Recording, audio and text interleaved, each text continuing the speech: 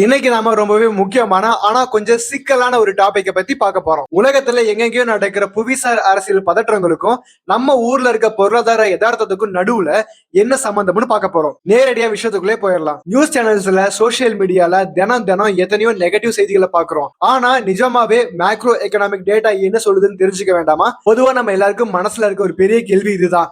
உலகத்துல ஏதோ ஒரு மூலையில் நடக்கிற போர் எப்படி நம்ம இந்தியாவோட உள்நாட்டு பொருளாதாரத்தை பாதிக்கும்? கண்டிப்பா மக்கள் கிட்ட ஒரு பெரிய பதற்றம் இருக்கிறத நம்மளால பார்க்க முடியுது. கரெக்டா?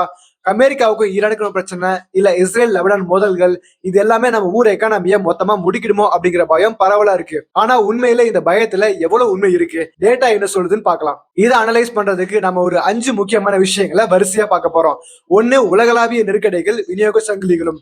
ரெண்டாவது, ரிசர்வ் வங்கியோட ஆக்ஷன்ஸ் மற்றும் உண்மையான மார்க்கெட் நிலவரம். மூணாவது, நம்ம ஏற்றுமதி வளர்ச்சியோட கதை. நாலாவது, உலகளாவிய வர்த்தக குழுக்களின் வருகை.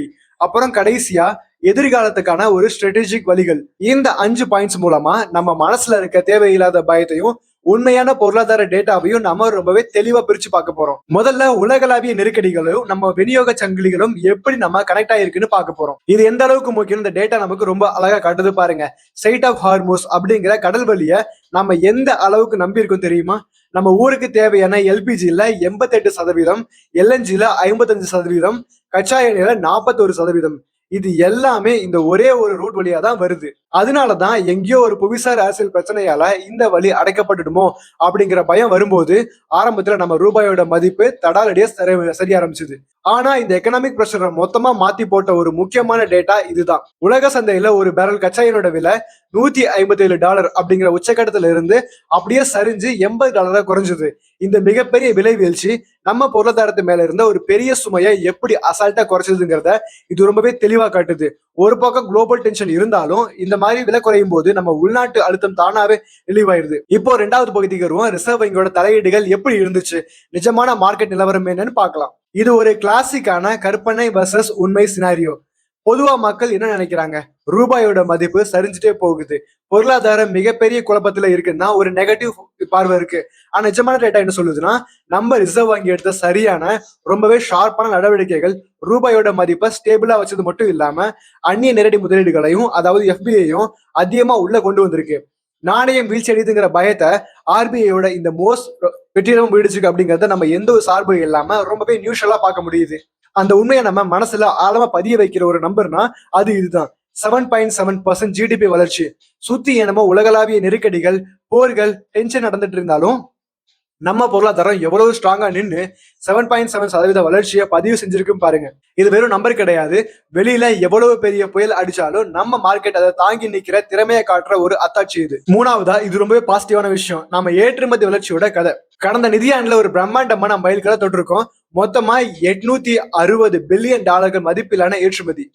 சர்வதேச அளவுல இவ்வளவு பிரச்சனைகள், நிலையற்ற தன்மைகள் இருந்தாலும் கூட முந்தைய வருஷத்தை விட கிட்டத்தட்ட ஒரு 5% வளர்ச்சியை நாம பார்த்திருக்கோம்னா அது சாதாரண விஷயமே இல்ல. இது ஒரு மாபெரும் சாதனை தான். இங்க ரொம்பவே சுவாரஸ்யமான விஷயம் என்னன்னா, போர்கள், குளோபல் டென்ஷன்ஸ் எல்லாம் உச்சகட்டத்துல இருந்த பிப்ரவரி அப்புறம் மார்ச், இந்த 2 மாசங்களை மட்டும் எடுத்துக்கிட்டா வெறும் 2 மாசத்துல $162 பில்லியன் மதிப்பிலான ஏற்றுமதியை நாம பண்ணிருக்கோம். யோசிச்சு பாருங்க, நெருக்கடியான ஒரு காலகட்டத்துல மாசத்துக்கு சராசரியா $81 பில்லியன் எக்ஸ்போர்ட் பண்றோம்னா நம்ம ட்ரேட் எவ்வளவு பவர்ஃபுல்லா இருக்குன்னு இந்த டேட்டா நமக்கு அப்பட்டமா காட்டுது. அடுத்து 4வது பகுதி உலகளாவிய வர்த்தக குழுக்கள் மற்றும் வர்த்தகம் பத்தி பார்க்கலாம். ஜூன் 22 அமெரிக்கால இருந்து ஒரு உயர்மட்ட குழு வருது. குடியரசு தினத்துக்கு ஐரோப்பிய யூனியன் பிரதிநிதிகள் வர்றாங்க. அது மட்டும் இல்லாம இங்கிலாந்து, ஆஸ்திரேலியா கூட ஃப்ரீ ட்ரேட் அக்ரிமெண்ட்ஸ் போடுறோம். இப்படி சர்வதேச நாடுகளோட முழு கவனமும் இந்தியாவை நோக்கி திரும்பறதை நம்ம பாக்குறோம். ஏன் தெரியுமா? அமெரிக்கா மாதிரி நாடுகளுக்கு அவங்க ஜிடிபியை காப்பாத்திக்கணும்னா இந்தியா கூட வர்த்தகம் பண்ணி ஆகணும் அப்படிங்கிற கட்டாயம் இருக்கு. ஒரே நேரத்துல சீனா கூடவும் இந்தியா கூடவும் சண்டை போட்டா அவங்க நஷ்டம். உலக அரசியல் வேறுபாடுகள் எதுவா இருந்தாலும் இந்த எக்கனாமிக் தேவை உலக நாடுகள்ல நம்ம கிட்ட ஆட்டோமேட்டிக்கா எடுத்துட்டு வருது. இங்கதான் நம்ம எல்லாரும் ஆச்சரியப்படக்கூடிய ஒரு உண்மை இருக்கு. சீனாவுக்கும் இந்தியாவுக்கும் நடுவுல எவ்வளவு கடுமையான புவிசார் அரசியல் உரசல் இருந்துக்குன்னு நம்ம தெரியும் இல்லையா? அப்படி இருந்தும் சீன கம்பெனிகள் நம்மளோட பிஎல்ஐ, அதாவது உற்பத்தி சார்ந்த ஊக்கத்தொகை திட்டத்தை பயன்படுத்தி சுமார் 30,000 கோடி ரூபாய் அளவுக்கு வியாபாரம் பண்ணியிருக்காங்க. மார்க்கெட்டோட ஈர்ப்பு விசை எந்த அளவுக்கு தவிர்க்க முடியாதது அப்படிங்கிறத இது ரொம்பவே அழகா நிரூபிக்குது. அரசியல் ரீதியா என்னதான் முரண்பாடுகள் இருந்தாலும் வியாபாரம் வரும்போது நாடுகள் தங்களோட பொருளாதார தேவைகளை தாண்டி போகவே முடியாது. இப்ப நம்ம அடுத்தடுக்கு நகர்ந்து இதெல்லாம் சேர்ந்து எதிர்காலத்துக்கான ஸ்ட்ராட்டஜிக் பாதைகளை எப்படி உருவாக்குதுன்னு பார்க்கலாம். இதுதான் 5வது பகுதி. எதிர்காலத்தை மனசுல வச்சு ஈரான்ல இருக்க சபார் துறைமுகத்துக்கு அகத்துக்கு 2024 இருந்து 2034 வரைக்கும் ஒரு 10 வருஷ கான்ட்ராக்ட் போட்டிருக்கோம். ஐரோப்பா அப்புறம் மத்திய ஆசிய நாடுகளுக்கு நம்ம ஏற்றுமதி அதிகப்படுத்துறது நம்ம ரொம்ப ரொம்ப முக்கியமான ஒரு ரோல் ப்ளே பண்ண போகுது. இது கூடவே இந்தியா, மத்திய கிழக்கு, ஐரோப்பா பொருளாதார வழித்தடம் அதாவது IMEC மற்றும் சர்வதேச வடக்கு தெற்கு போக்குவரத்து வழித்தடம் INSTC இதோட விரிவாக்கமும் தொடர்ந்து நடந்துகிட்டே இருக்கு. இந்த ப்ராஜெக்ட்ஸ் எல்லாம் சாதாரண விஷயம் கிடையாது. எதிர்கால உலக வர்த்தகத்துக்கான ஒரு மிகப்பெரிய மாஸ்டர் பிளான் இது. சரி, அனாலிசிஸோட முடிவுக்கு வந்துட்டோம். இப்போ உங்ககிட்ட நான் ஒரு கேள்வியை வைக்கிறேன். உலக வல்லரசுகள் எல்லாமே இந்த மாதிரி வர்த்தக பாதைகளை அதிகமா சார்ந்திருக்கிறப்போ நாம எப்படி இந்த மொமெண்டம் யூஸ் பண்ணி நம்ம பொருளாதார வளர்ச்சியை இன்னும் வேகமாக்க போறோம்? இது யோசிக்க வேண்டிய விஷயம் இல்லையா?